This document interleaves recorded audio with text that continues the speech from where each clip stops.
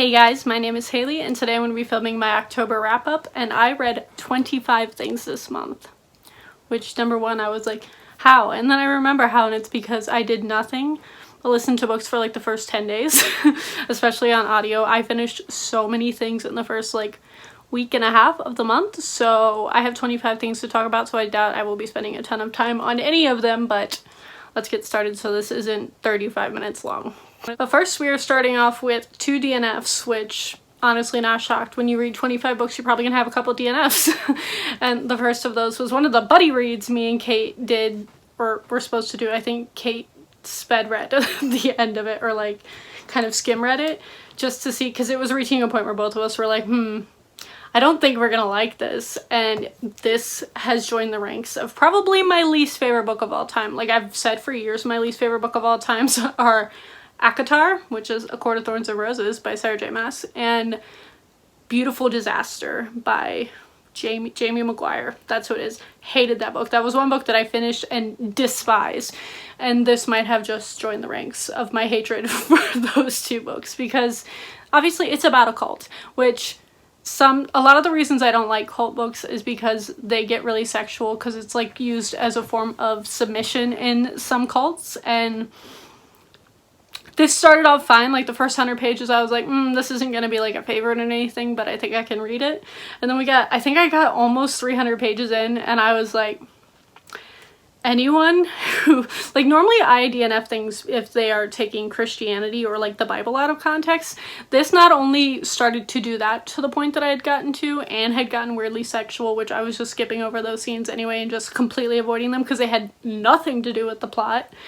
But also this was bashing multiple religions. Like there was a point where it was bashing, I think it was Buddhism, and like just other religions that I was like, if I was that religion, I would be ticked. And then they started going for Christianity. I was like, all right, peace out, I'm done. Especially with me having to deal with all the sexual content. So I gave this a 1 star. And I never want to see this book again, so I'm hoping to get rid of it soon. This was really bad. And then the other book that I DNF'd is called The Handyman by Bentley Little. And I will get to this later. I don't think Bentley Little is going to be for me. And I DNF'd this because it got weirdly sexual. Again, I know it's horror, and when horror gets sexual for literally no reason, I can't handle it. So I will elaborate more on that when I talk about the book of Bentley Littles that I actually did finish later on. And again, if you haven't noticed, we are going in reverse order of like least favorite to favorite, so that's how I've been doing my wrap-ups, and I'm actually gonna do it this time. But the next book that I finished was Skeen Island, and I don't know why or who it was that even recommended this.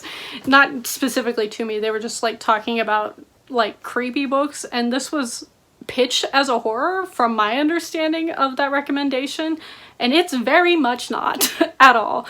So that was my first issue, because I thought I was going into a horror novel, and like even the description sounds like it could be a horror novel, but it's not. It's about like goddesses, and like it's this very aggressive feminist manifesto about goddesses. And like there was one aspect of this that I found slightly interesting, which is why I gave it 2 stars and not 1.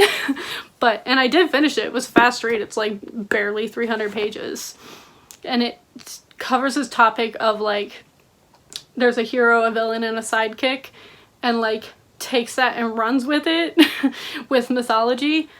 And it was, number one, really boring once I realized what was going on. Number 2, there was like a reveal super early that was like, I feel like made the book pointless. So I did finish it. I'm not sure why, probably just because it was a fast read, but I did not like this at all.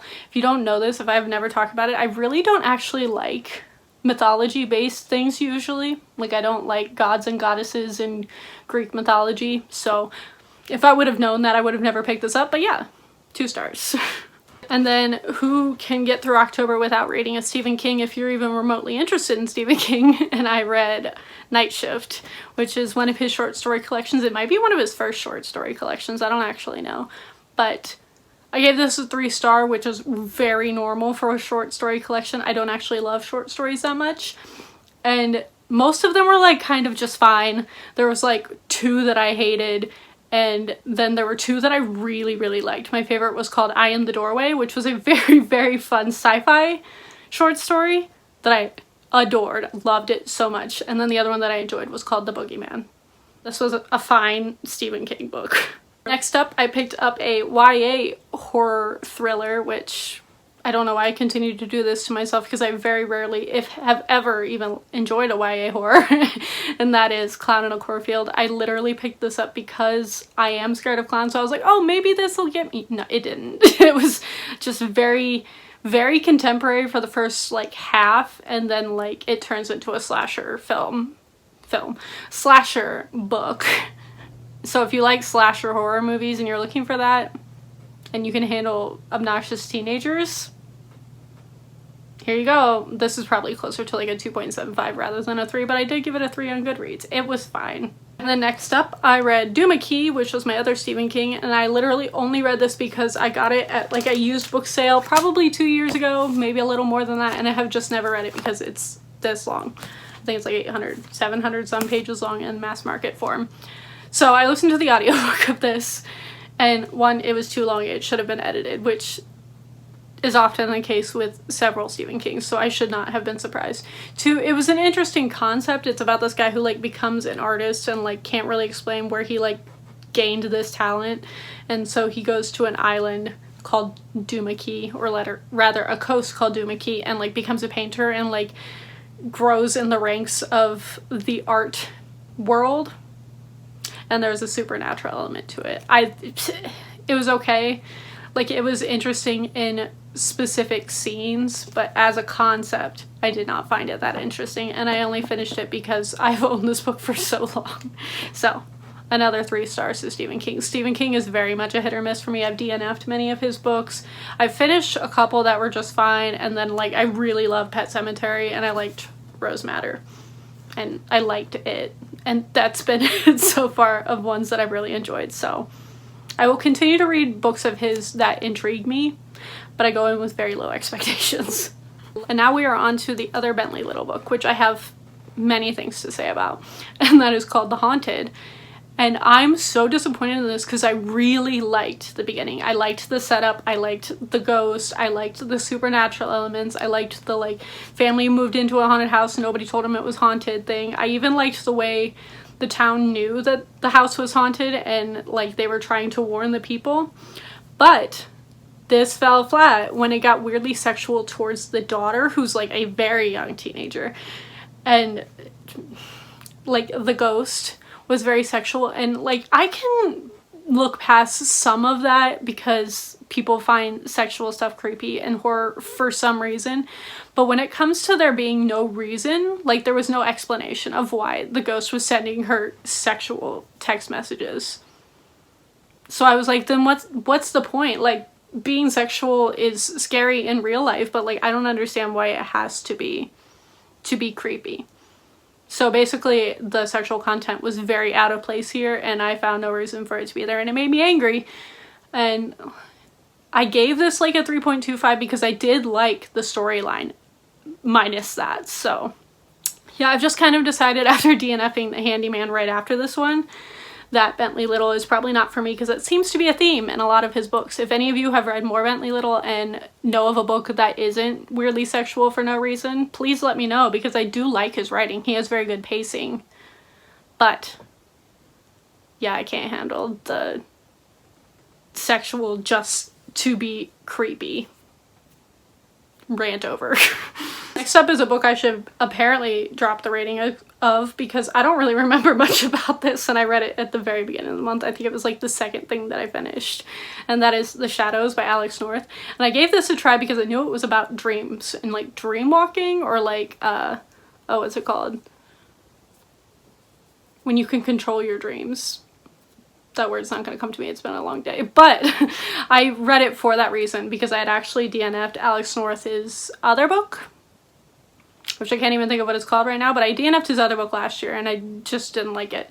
So this one just kind of was fine. I liked the dream walking, I liked the being able to control dreams and using it in a supernatural way in the way that this book did, so it was fine. I honestly don't remember much about it other than the weird dream cult thing, so Yeah, 3 stars. Probably 2.75, but 3-ish stars.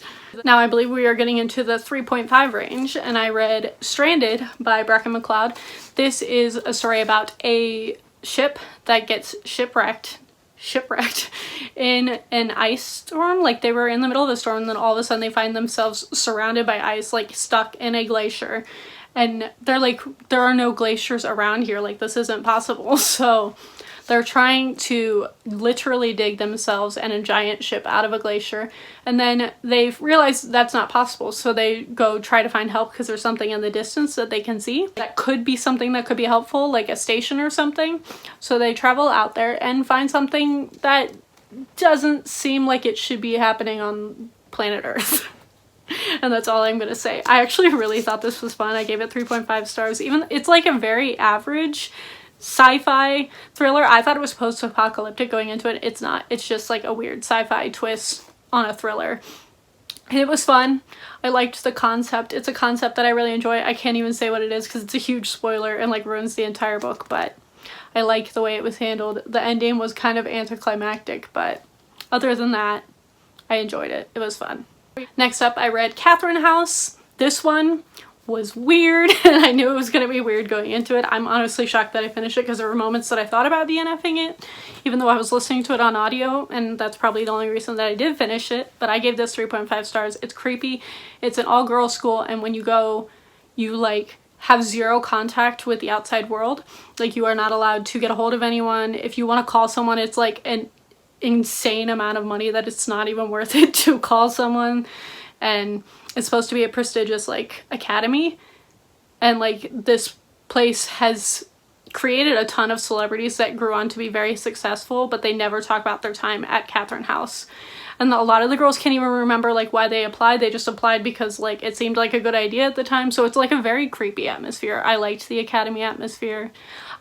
Our main character was a terrible human being, so I did not like her. Like, she was very annoying to read from and was probably the reason I was gonna DNF it so many times. I liked the creepier aspects of this, of like, there's a certain thing that happens when you get in trouble, like if you stop doing your schoolwork or like you're being disciplined, something very bad will happen to you, and our main character experiences that at one point, and I was like, okay, that's terrifying. I thought it was a solid thriller. It was a fun academic, if you like that dark academia feel. This is probably a good one to check out. It's really weird. That's how everybody was explaining it before I got in, like before I picked it up, and I was like, that's honestly the best way to describe it.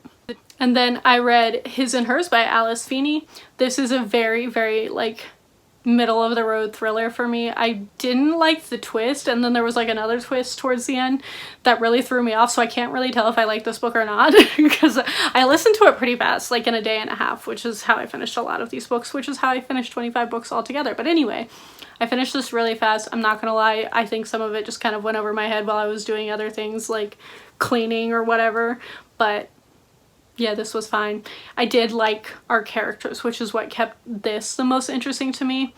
So I might check out something else by Alice Feeney in the future because I did think she built the suspense really well, and I really liked the characters. So even though it was an average thriller and like the themes it was exploring, I liked the characters and the writing a lot. So I will be checking out more from this author probably in the future. And then at the tail end of my 3.5 stars, I read House of Dark Shadows. Now, when you see this cover and you hear that title, you think this is probably going to be a horror novel. I'll check it out because it's free on Audible, right? Apparently wrong because it was not a horror novel. It's just like a very, I would describe it as a YA portal fantasy with some thrillery aspects. Maybe like middle of the road YA, like not middle grade, not quite like the YA that verges on adult, very middle of the road, like actual YA. And it was a portal fantasy, and I just was not expecting it. Like, I got probably, like, it started off like, oh, this could be a horror, a lot like the Bentley Little books, and then it turned into just like fantasy out of nowhere, and I was like, whoa, what am I reading? This is not what I expected. And apparently it's like a 7-book series, and I was like, I thought this was a standalone horror novel. Turns out it's a 7-book portal fantasy series. So it was not the book's fault. I apparently I didn't do any research, so I didn't do enough research to know what this was about, but I was going out the title and the cover and was very wrong. So I gave this as 3.5 stars because it was not the book's fault.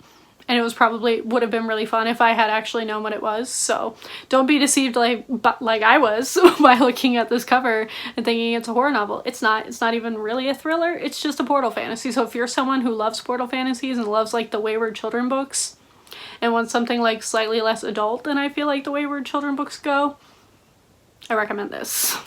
I don't know if I'll ever finish the series because I was just so baffled by this entire experience of listening to this book.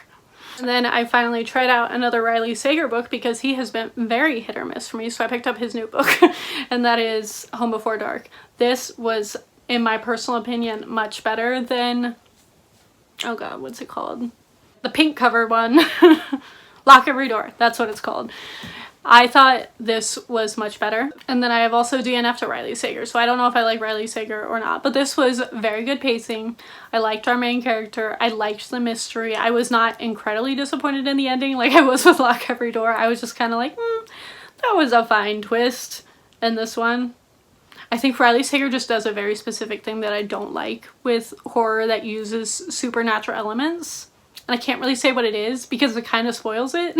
So I'm not sure if I'm going to continue picking up his books. I probably will if the concepts continue to like interest me like this one did, like Haunted House. I was all for it.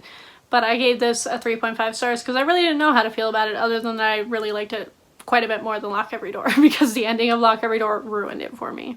Because I do think Riley Sager is like a good writer. I think he has a very good grasp on like plot and like tension and building suspense, but the plots never turn out the way I want them to.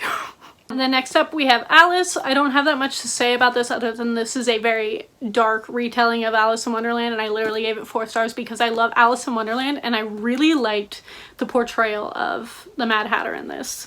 Like, the Mad Hatter is my favorite character from Alice in Wonderland, has been since I was like a child, and I really like the way he was portrayed in this. Like, a lot. And I know there's a second book. I will probably read it because I love Alice in Wonderland. I didn't love the portrayal of Alice. I thought she was fine, but Hatter sold this book for me. I also found the world that they created it in, that Christina Henry created, really interesting. So I am interested in reading more of her like dark retellings. But this was really fun and I'm definitely going to keep it. I also love this cover. And this month I also finished Prey by Michael Crichton. This was one of my 2 Michael Crichtons this month and I'm actually very interested in him.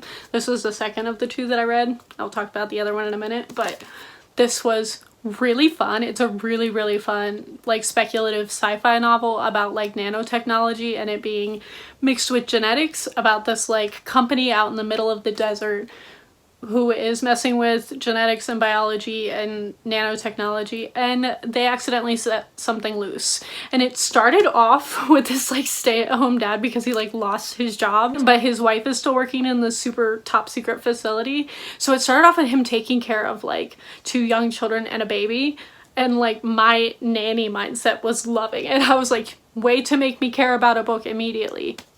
Give me a character taking care of kids. Apparently that's what sells me on books.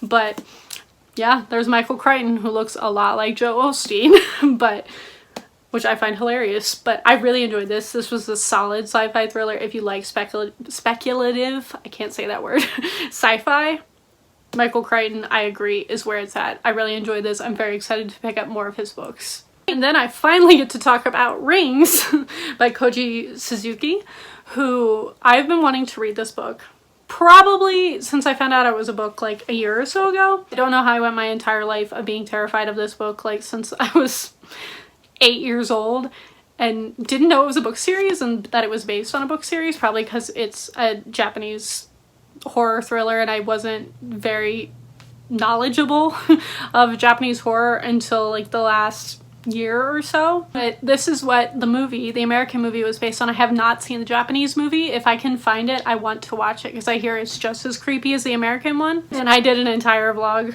of me reading some other stuff, but I also read this book and watched the movie.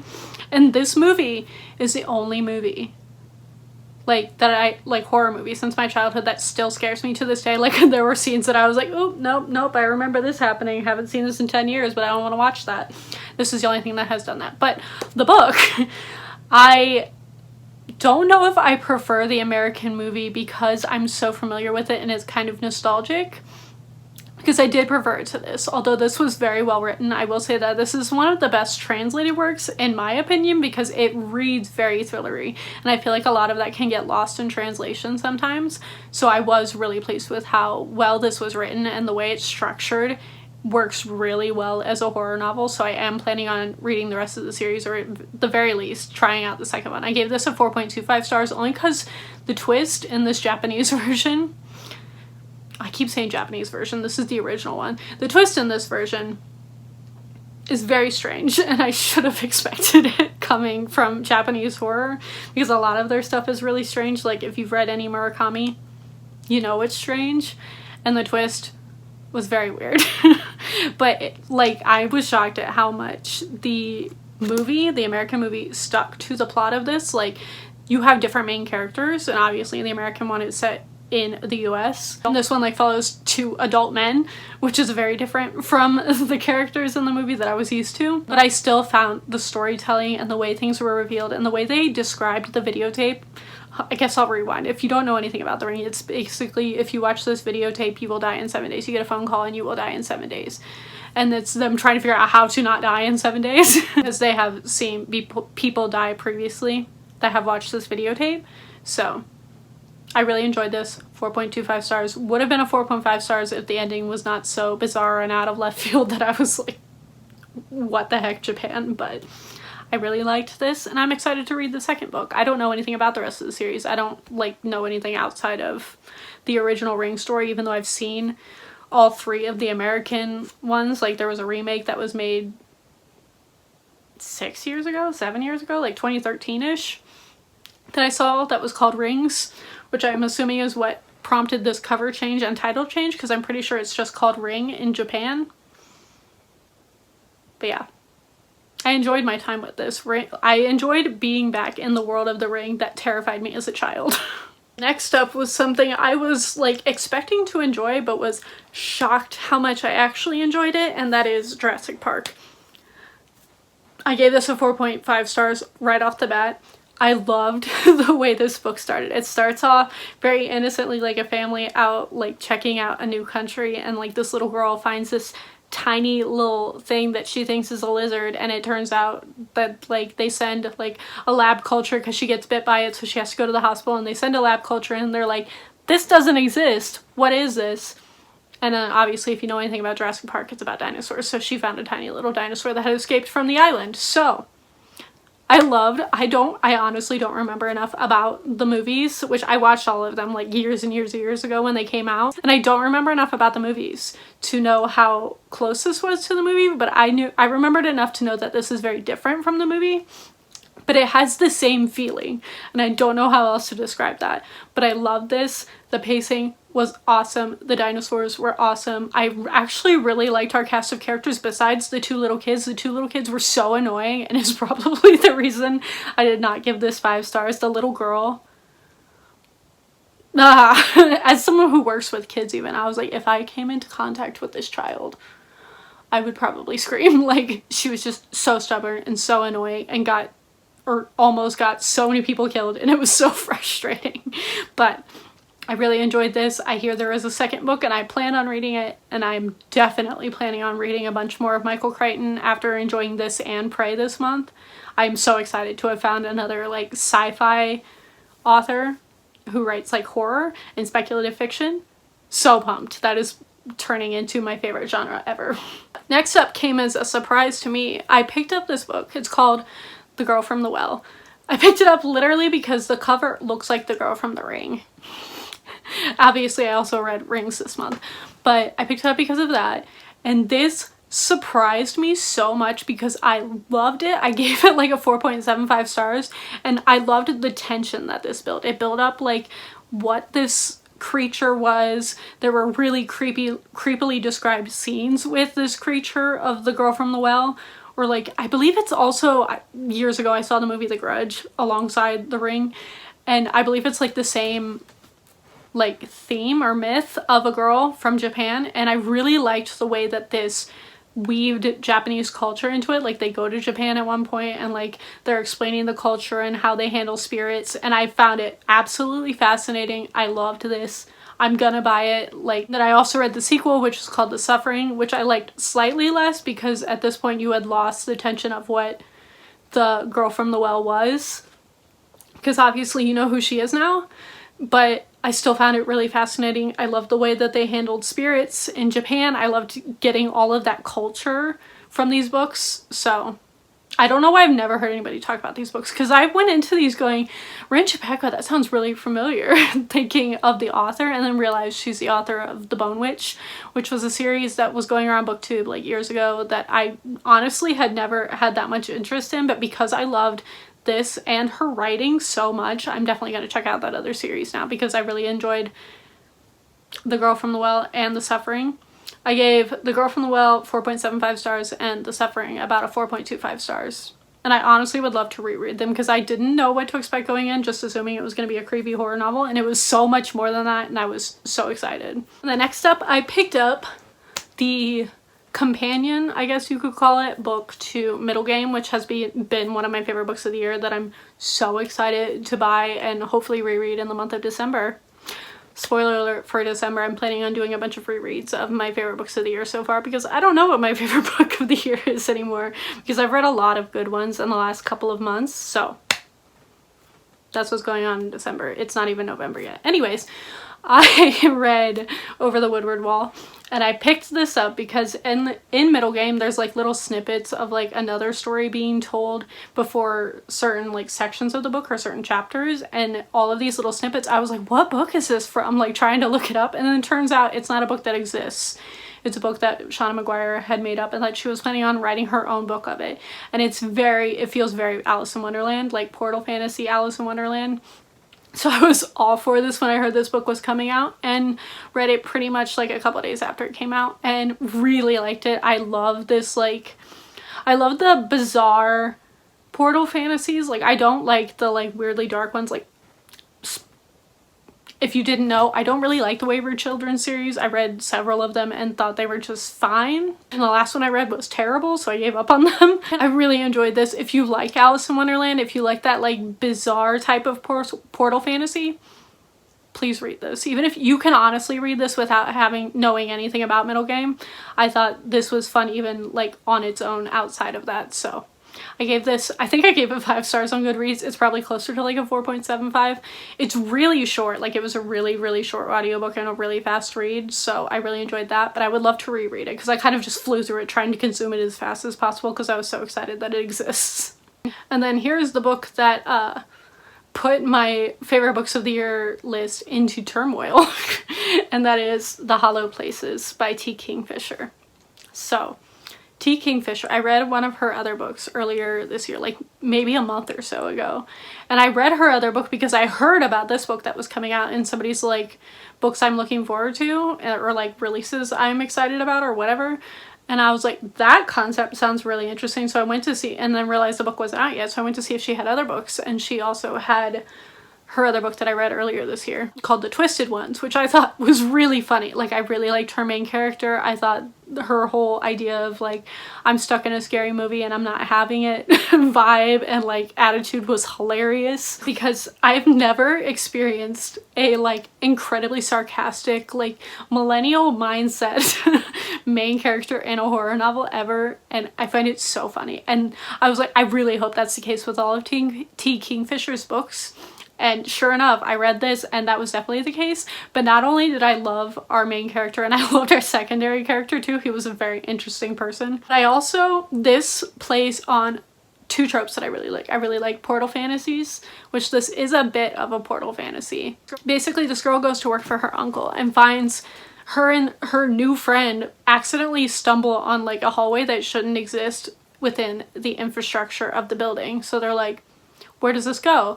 And they go through it and find themselves in a portal fantasy and find themselves in this like in-between world that they deem the hollow world, because it feels like the empty spaces between universes.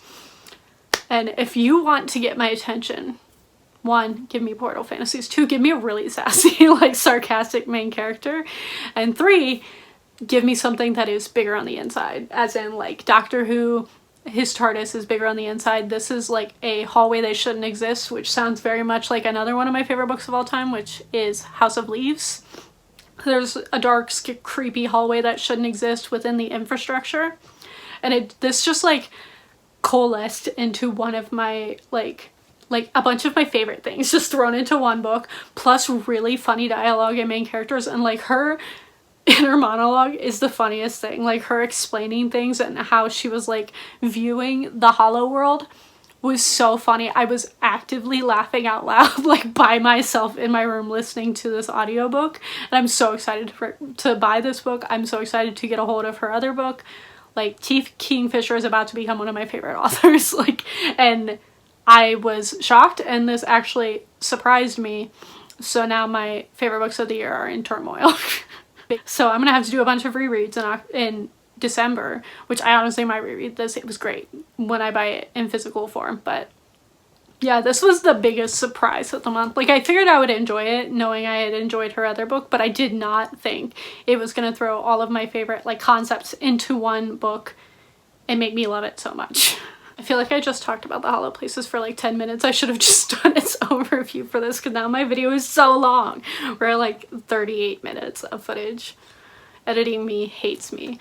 But yeah, the last thing that I did finish another book. I'll talk about that in a second. The other thing that I finished that I went to town on, annotating wise, was Imaginary Friend. I talked about this a lot in my vlog that I also talked about rings in.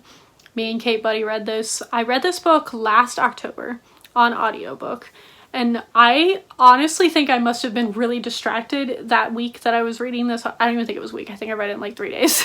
Was really distracted when I was listening to the audiobook, especially the ending, because there's like, I remember the creepy scenes from this, but I feel like I just was not paying enough attention to an audiobook, which is also what has thrown me into inner turmoil about wanting to reread my favorites of the year so far, so I can properly pick a favorite, because now I like don't trust myself with some of the audiobooks that I've listened to, because I gave this a 4.25 stars last year, and this is the only book that I've ever given like lower than a 5-star to. Like I will often reread an old favorite that I gave 5 stars and be like, oh yeah, 6 stars, still love it so much, it's so good, it's even better than I remember. I have never taken like a 4-star and taken it up to a 5-star upon reread. That has never happened to me, to my knowledge, that I can think of.